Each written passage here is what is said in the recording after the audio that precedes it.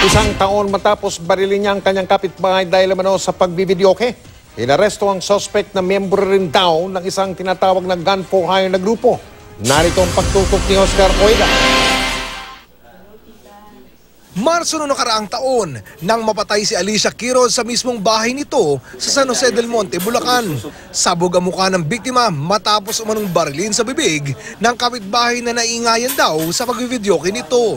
Kahapon, sa bisa ng warrant of arrest, naaresto ng mga operatiba ng CIDG-MPD ang naturang kapitbahay na kinilalang si Jose Abraham Jr., 47 anyos, sa tinitirahan nito sa Bagumbong, Sampaloc, Caloocan City. Medyo nagkaroon pa ng konting resistance kasi as much as possible, ina-avoid niya yung arrest niya eh. So magkaroon ng konting takbuhan pero naagapan naman agad ng mga operatives natin.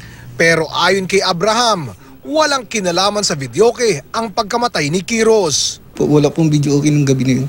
Sa korte na lang ako magsasalita. Doon na lang ako sa korte. Ayon sa CIDG, itinuturing na isa sa mga most wanted ng San Jose del Monte, si Abraham. Bukod sa nasabing pagpatay kay Quiroz, siya rin daw ang itinuturong nasa likod ng iba pang kaparehang krimen. Kasama siya sa mga gun for hire na ginagamit ng mga taong mga may pera na may mga ipatutumba.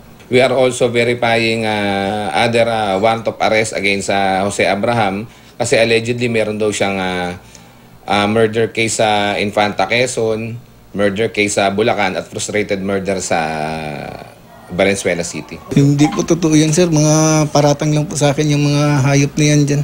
Nananawagan naman ang CIDG sa mga iba pang posibleng na biktima ng suspect na lumutang at magsadya sa kanila para makapagsampa din ng kaso. Oscar Oida, Nakatutok, 24 Oras.